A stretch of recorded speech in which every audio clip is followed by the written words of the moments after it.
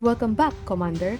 Your army is not just a collection of units. In Price of Glory, it's a finely tuned force made up of unique characters.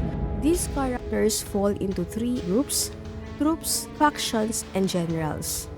First, let's talk about the troops. These are the individual fighters that make up a faction, and there are 5 types of troops that play different roles in battle. Each one has unique strengths and weaknesses. Meet the Scout, your fast and nimble recon unit. With a movement range of 5, Scouts are built for speed and agility, perfect for quick engagements and gathering intel. While their melee attack only deals 1 damage, their true strength lies in their great vision distance. Scouts have a view range of 5, giving you excellent visibility on the battlefield. They are lightly armored and highly mobile. They can sneak behind enemy lines and spot enemy positions with ease. Equipped with small weapons, they are built for quick attacks and can reposition fast to support your strategy. Next, let's talk about the Healer, your essential support unit that keeps your forces in top shape. With the movement range of 3, healers are quick to reach any part of the battlefield where they are needed. Their heal range of 1 lets them restore health to nearby allies, and no matter how much damage a unit has taken, healers will always restore their health to max HP plus 1. Healers are lightly armored to maintain high mobility, and they are also equipped with a healing staff or wand, focusing on supporting your units rather than dealing damage. Now, let's talk about the range unit. These troops excel in long-distance attacks and strategic positioning. With a movement range of 1 and an attack range of 3, they are designed for carefully positioning, allowing them to stay out of enemy range while dealing 3 damage from a distance. Although they are vulnerable and slow, their powerful range attacks make them dangerous from afar. Range units are lightly armored to maintain mobility. They use weapons ideal for attacking from a distance. Just make sure to place these units strategically as they need protection but can dish out significant damage. Let's move on to the Soldier, a versatile and balanced unit ideal for frontline combat. With a movement range of 3, a 1-range attack dealing 2 damage, soldiers can take on various roles on the battlefield, from offense to defense. They are well-balanced, mobile, and reliable in almost any situation. Their medium armor provides a moderate level of protection, and they have medium-sized weapons, allowing them to adapt to both offensive and defensive tactics.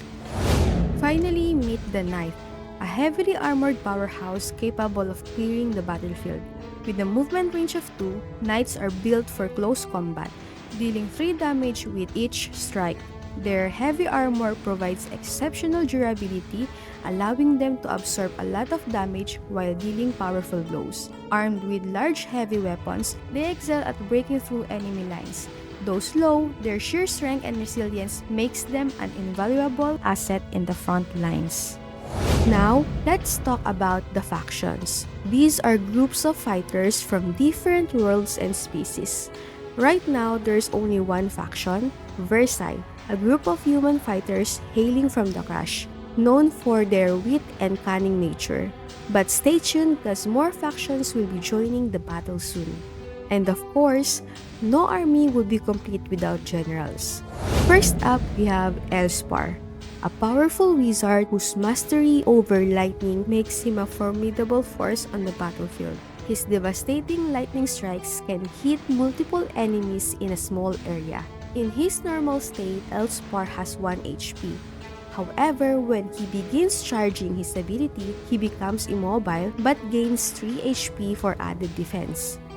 Charging is a critical step as Elspar cannot cast his lightning strike without first entering this state. While charging, he cannot cast immediately and must wait until the next turn.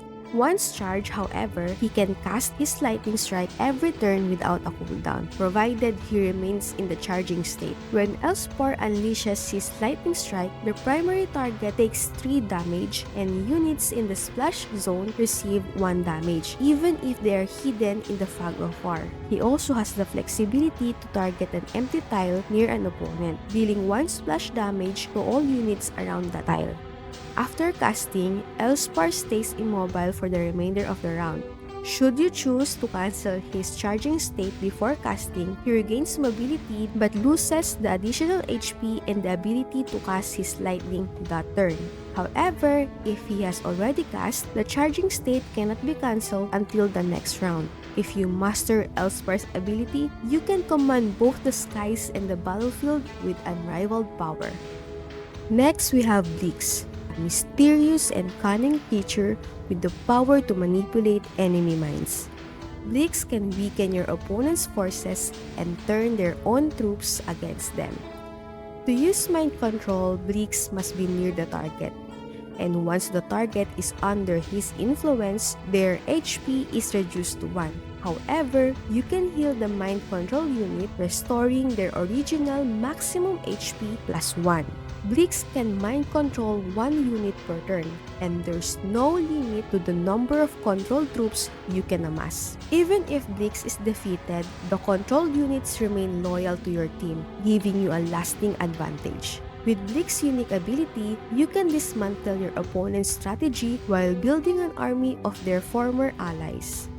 Lastly, we have Rynn-Ceph, the leader of the Rynn, who possesses the ability to dig tentacles into the ground and resurface them to block off areas and control the battlefield. To activate his ability, Rynn-Ceph must first dig himself into the ground, making him immobile. Once he is dug in, he can immediately start summoning tentacles within a 2-tile radius during the same turn.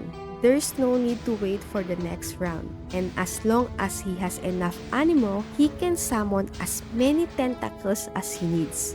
These tentacles are incredibly versatile. They can be used to attack enemies, spawn additional tentacles, or retract back into the ground, removing themselves from the battlefield. When Rynn-Ceph surfaces, he regains mobility back but loses all previously spawned tentacles. However, if a tentacle is destroyed, all the tentacles it spawned will also be eliminated. And if Rynn-Ceph is killed, all the tentacles he summoned will vanish as well, leaving no trace of his control. Congratulations! You now have a deeper understanding of the troops, factions, and generals that shape the game. Be mindful of how you deploy these units to maximize their effectiveness. The real fun begins when you put all of this into action and watch your strategy unfold in the heat of battle. And that's pretty much it. Thank you for watching. I'll see you in the battlefield. Bye-bye!